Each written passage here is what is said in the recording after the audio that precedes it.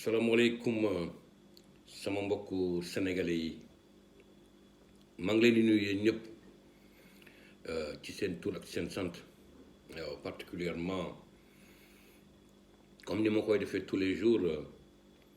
nos frères sénégalais yi nga xam ne ñu ngi ci diaspora bi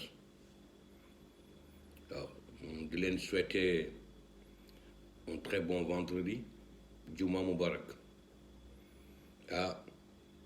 comme ni ma ko waxee woon la fois dernière yàlla nañu yàlla may rek kattan tal ak fekkee ci kooru jàmm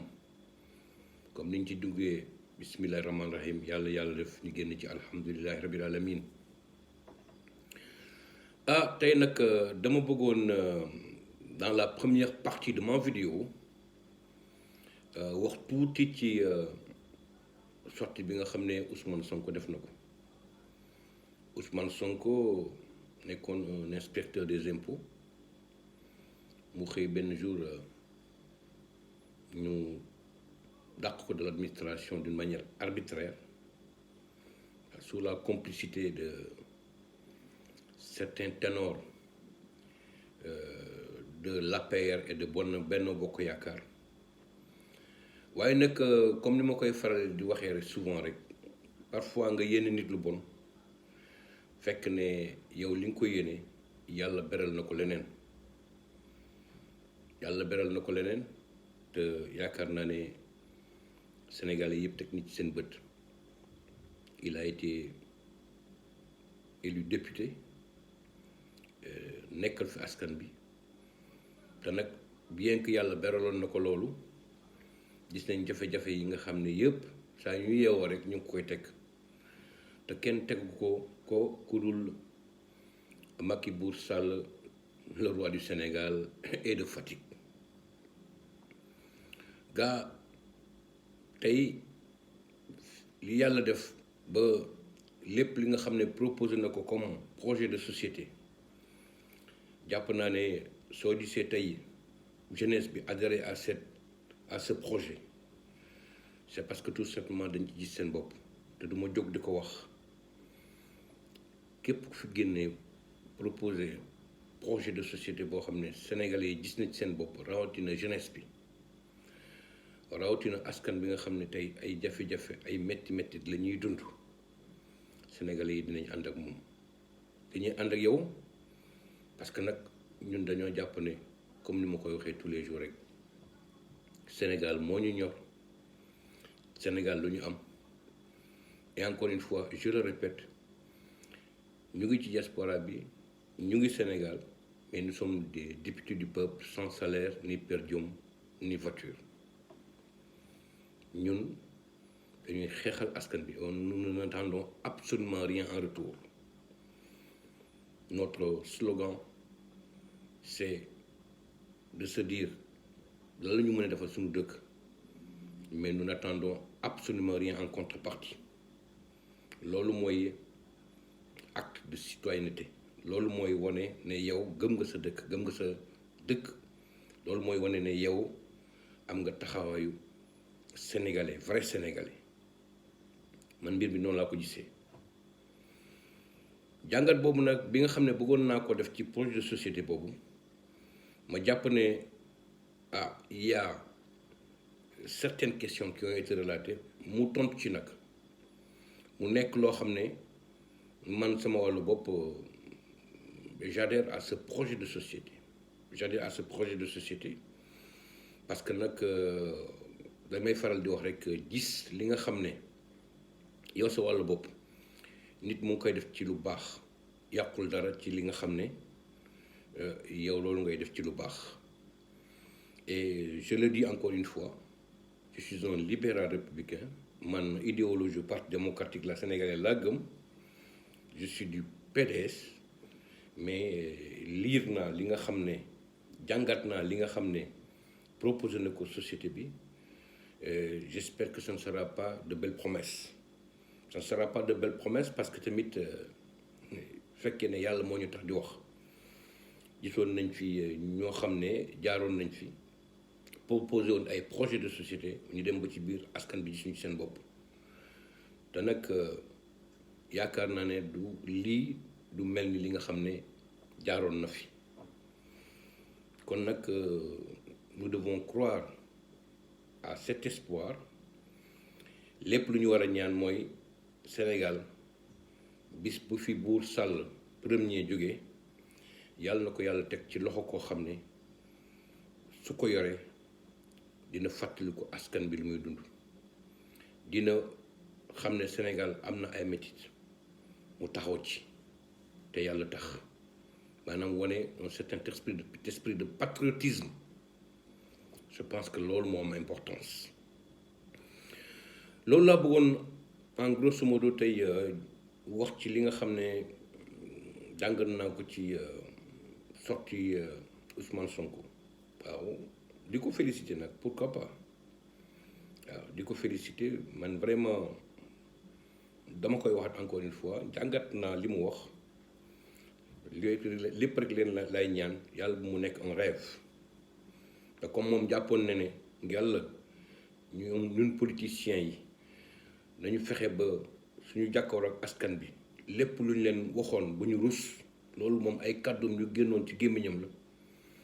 yàlla nañu yàlla dimbale ba ñi nga xam ne tey ñoo ŋànk wujju politique bi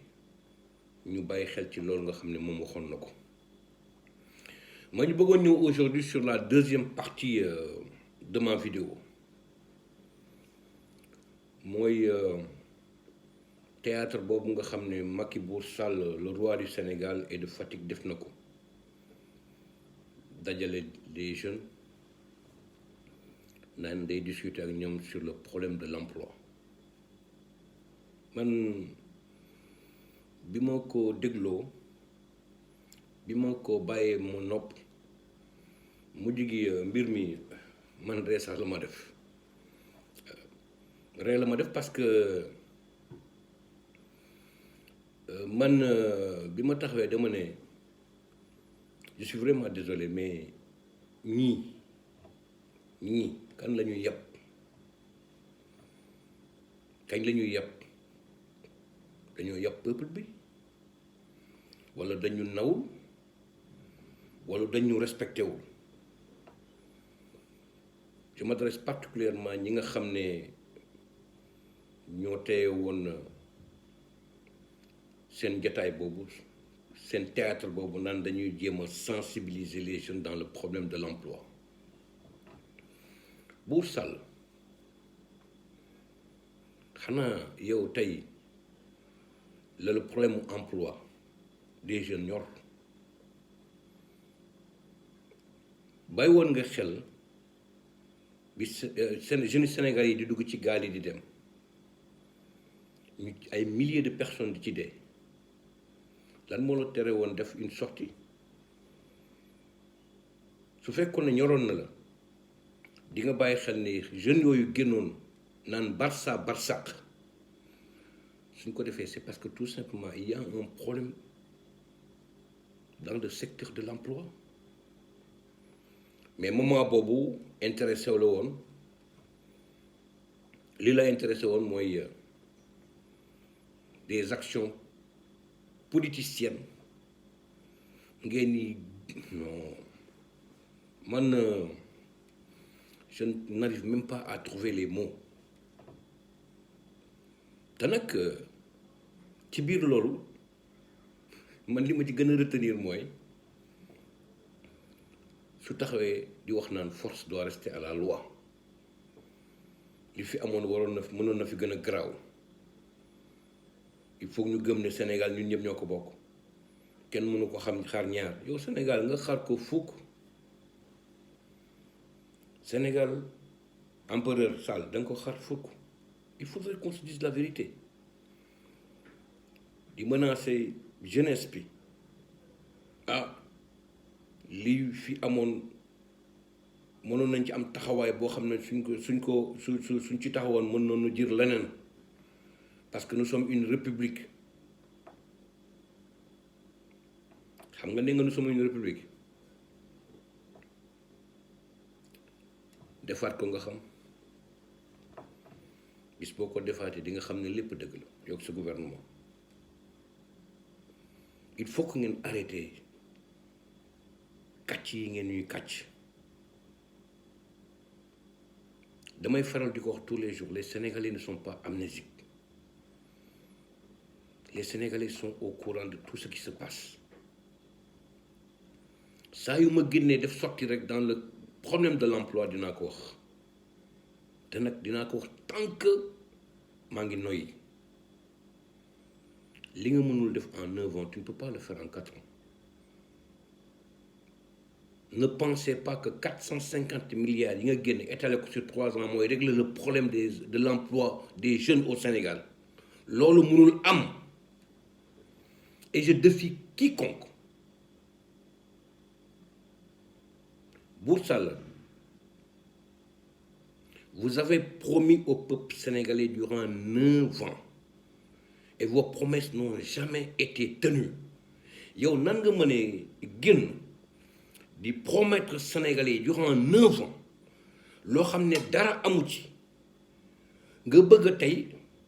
au cours d'une conférence dajale say nit nan da ngay wax sur le problème de l'emploi nan leen je mets 450 milliards sur la table pour régler ce problème ñooñu di la gëm. Il faut être naïf pour croire à cela.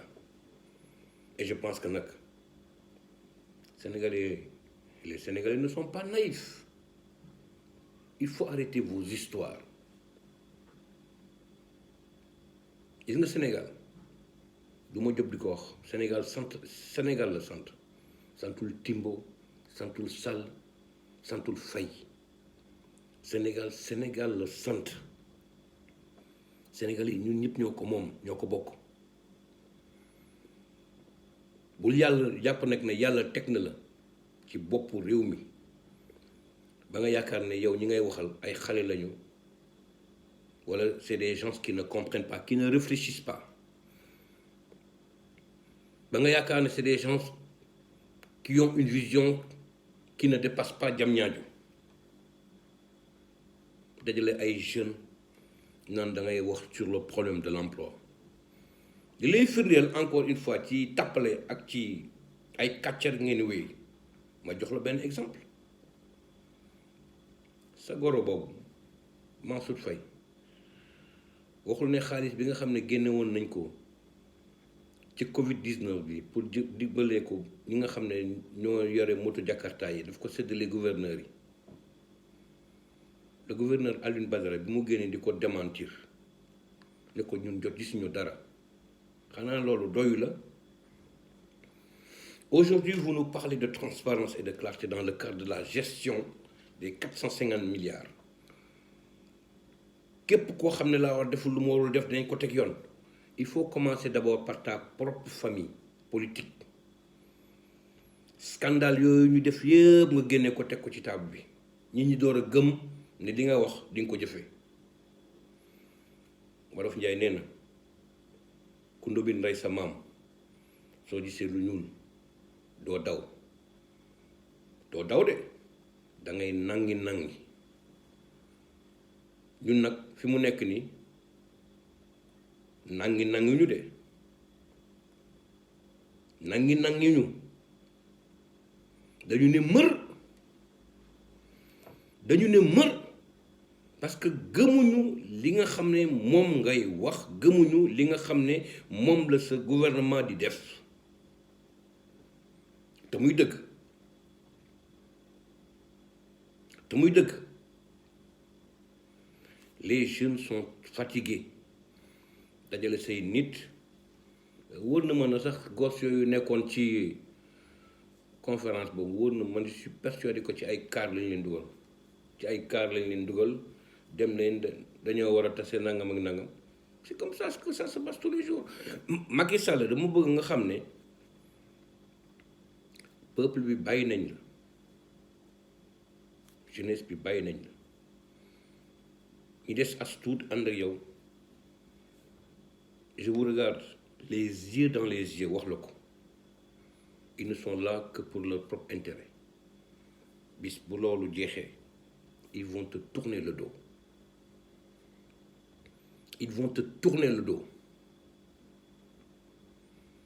il y a plus de pacte de confiance ak ñoom parce que gëmatuñ la. loolu laa bëggoon wax tey ci problème mu sortie boobu nga xam ne buur bi empereur premier le roi du Sénégal et de Fatick def na ko dans le problème de l'emploi bi nga xam ne nee na daf koy jéem a régler avec ces fameux 450 milliards qui sont étalés sur 3 ans régler le problème li fa jaaroon ba pare waaw régler le problème yooyu ba pare parce que Sénégalais yi gëmatuñ la maa ngi leen di sant di leen gërëm di leen souhaiter une très bonne journée Alexandre depuis Munich Allemagne jërëjëf.